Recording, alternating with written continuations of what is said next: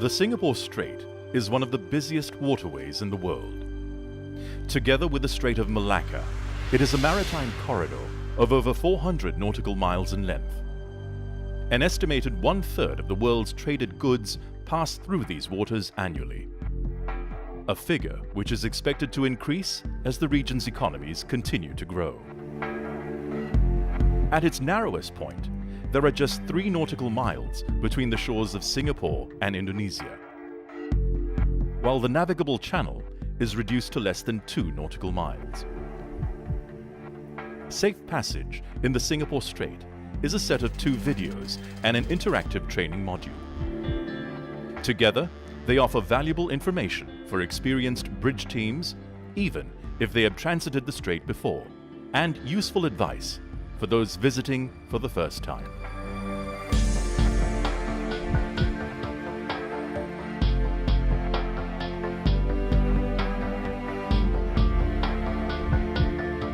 There are around 1,000 ship movements each day in the Singapore Strait.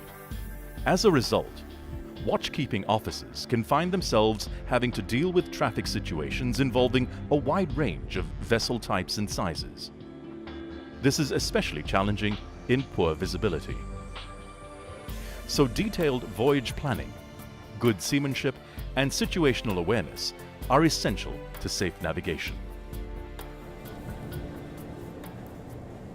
The hydrographic data is regularly checked, so when calculating safety factors on depth and contour settings, make sure you have the most recent updates. There are strong tidal streams in the strait, which must be remembered, as these can make a big difference when crossing lanes or picking up a pilot. The pilot boarding grounds for Singapore and Malaysia are all to the north of the TSS. Sambu, the pilot boarding ground for Indonesian ports, is to the south. Navigation in the strait can be demanding, so everyone needs to be properly rested at the start. Traffic movement is always changing. Watchkeeping officers need to know their ship's position and maintain good situational awareness so that they can make appropriate navigational choices. It's important to have the right level of bridge personnel. Always follow your company's SMS. All vessels must proceed with caution. They need to maintain a speed consistent with safe navigation. As always, keep to your company's SMS, but it is strongly recommended to have the engine room manned throughout the transit. In addition to following all applicable rules of the road, officers are well advised to take a look at Rule 10 concerning navigation in a TSS. Remember, being in a TSS does not give you the right of way, so use good seamanship. This could mean slowing down to help resolve a traffic situation, even when you have the right of way. Always maintain a safe distance from other vessels. Keep an eye out for the weather.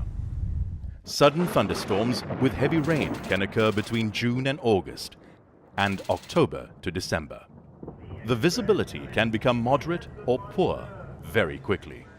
Haze can also reduce visibility. Shipmasters are advised to keep a proper lookout and navigate with caution.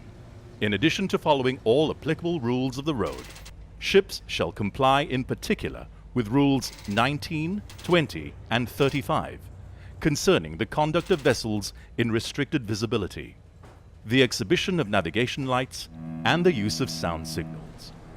In darkness, vessels crossing the TSS and all precautionary areas are requested and recommended to display a signal of 3 all-round green lights in a vertical line. This indicates the intention to cross to all nearby vessels. In the TSS, it's rarely possible to always keep strictly to the planned course line. Watchkeeping officers must be prepared to move to one side of the lane or the other to overtake, or even when being overtaken. As well as the traffic in their immediate surroundings, they are advised to look well ahead to see what situations may be developing. Information on other vessels' intentions may be requested from the VTIS. The Singapore VTIS operates 24 hours a day. It is an advisory service and covers the 3 Strait reporting sectors 7, 8 and 9, known as Strait Rep. Reporting to it is mandatory when going into a new sector. It's good practice to inform the VTIS of your intentions at that time. There are teams of operators for each of the Strait Rep sectors. Mariners are recommended to follow the advice of the VTIS whenever possible, because the operators can have a better understanding of the traffic movements over a wider area. But remember that following navigational advice given to you by the VTIS does not give you the right of way. The bridge team alone is responsible for the safe navigation of the vessel. Going west, you will enter the TSS in its far eastern section, Sector 9.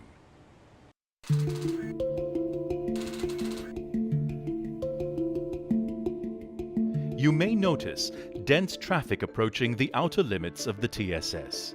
It comes from north, south, and east, so you must exercise caution. As you pass the Horsburgh Light, it's mandatory to report in to VTIS on VHF Channel 10. If you are transiting, you will be asked for information, including your destination and whether you are carrying any dangerous goods. If you are, they will ask for details of IMO class and weights. You will not have to give this information again during your transit, as the VTIS pass it on from sector to sector. If you are going into the Port of Singapore, they will already have this information in the pre-arrival notification. There are 4 precautionary areas in the Singapore Strait where you may encounter a high density of crossing traffic. Westbound, the first precautionary area takes up about half of Sector 9. It can be very busy with crossing traffic, especially near the entrance of the East Johor Strait. But usually, there is sufficient sea room to deal with any situations arising. There may be many tugs and tows, but mostly in daylight hours, starting at around 6:30. You will see fast ferries crossing throughout the strait. They rarely cause problems, but you must keep a proper lookout for any risk of collision. As you approach the pilot boarding grounds to the north of the lane, beware of vessels picking up or dropping off a pilot for both Singapore and the Malaysian ports. This may involve sudden large changes in speed. Checking the AIS information of nearby vessels may warn of their intentions, but never rely solely on AIS for collision avoidance. Remember that not all ships are fitted with AIS, and even if they are, it may be switched off, or the information provided may be incomplete or incorrect.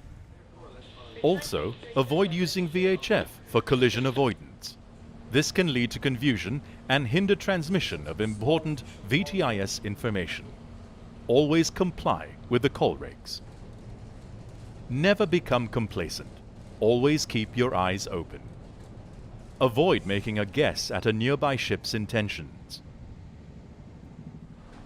On leaving the first precautionary area, check your position to be certain that you are still in the westbound lane.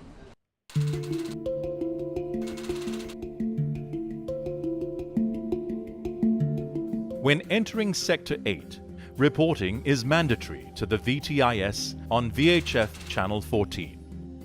Sector 8 is the narrowest in the strait. It is probably the most demanding area for watchkeeping officers. To the north are anchorages used for bunkering and picking up stores. There are 5 pilot boarding grounds to the north of Sector 8. Be aware that eastbound vessels will start crossing to reach them. If you are going into the Port of Singapore, make sure your own pilot boarding ground is in your AIS as your destination. The movement of Singapore pilots is managed from a central control room where everything possible is done to ensure that pilots get to their booked ETA on time. It is a separate organization from the VTIS. A tracking system means that delays are very rare, but with over 500 pilot assignments per day, delays do sometimes happen. You must contact the pilot service 2 hours before your ETA to confirm the booking on VHF Channel 20. You can expect to find vessels waiting near the boarding grounds, especially around the eastern boarding grounds Charlie and Bravo. Vessels are advised to calculate and adjust their speeds in the hours before arrival to avoid having to wait near a boarding ground and cause congestion. When approaching the boarding grounds, it is strongly recommended that they should do so at a safe speed, following all applicable rules of the road. In particular, the separation distance and factors listed in Rule 6, such as the state of visibility, available sea room, and traffic density, among others.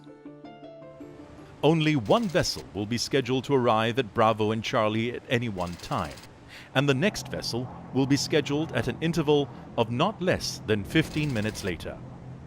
Vessels arriving too early may have to wait, maintaining a minimum separation distance of 1 nautical mile from the vessel ahead. Information on vessels proceeding to these boarding grounds will be provided by the VTIS. Westbound vessels should approach their boarding ground on the starboard side of the channel. Some of the boarding grounds are close to anchorages, so approach these at a safe speed, keeping a safe distance from the vessels in the anchorage. Allow enough time and sea room when picking up a pilot. On larger vessels, it may take 10 minutes for the pilot to board, reach the bridge, and finish the master-pilot exchange. So ensure that there is sufficient time for that to be completed safely. The boarding arrangements must exactly follow international standards. The pilot's safety is the first concern. There are 2 precautionary areas in Sector 8 where many vessels leaving port are expected to cross the traffic lane. Pilot Eastern Boarding Ground Alpha is mostly used by container vessels for picking up pilots or as directed by the port master. Further west is the Pilot Southern Boarding Ground, used by passenger ships or as directed by the port master. In this area, there are many ships dropping off pilots, in particular container ships from terminals such as Pasir Panjang. As they have the right of way, they come straight into the TSS, heading for the eastbound or westbound traffic lane. At night, these vessels may be obscured by the background lights of Singapore. Pay attention to the VHF to hear VTIS traffic information about nearby vessels. There may be a lot of crossing traffic, including ferries and tugs with barges, especially soon after dawn. Carefully assess the situation before you overtake. Immediately after the entrance to the Jong Fairway, note the slight course alteration to port. Distant, oncoming traffic in the eastbound lane may seem to be intending to cross ahead of own ship, but they will alter course to starboard as they approach. Also, be aware that VLCCs in the eastbound lane may cross the westbound lane here, heading for the Shell single buoy mooring to the north of the TSS.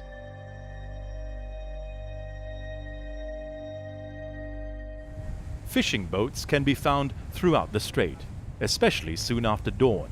Their movements can be unpredictable. These small boats are not visible on radar. They may not be displaying the correct lights and shapes.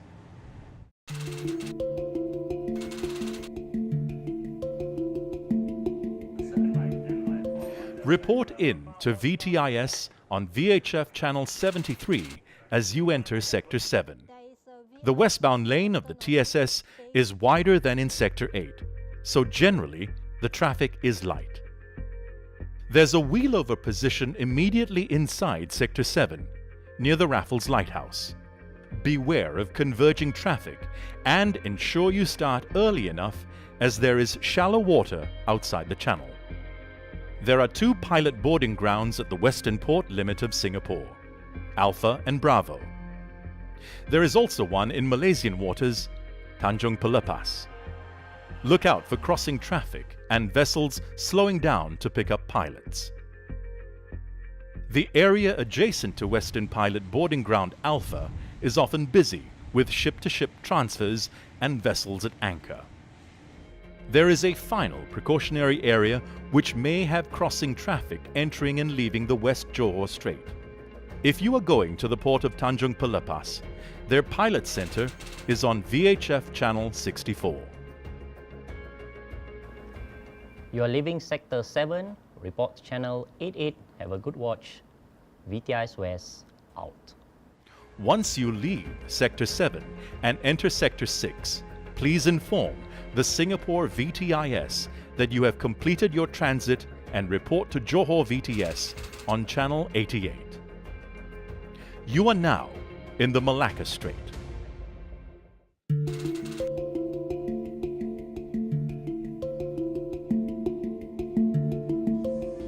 Detailed voyage planning, good seamanship, and situational awareness are essential to safe navigation in the strait.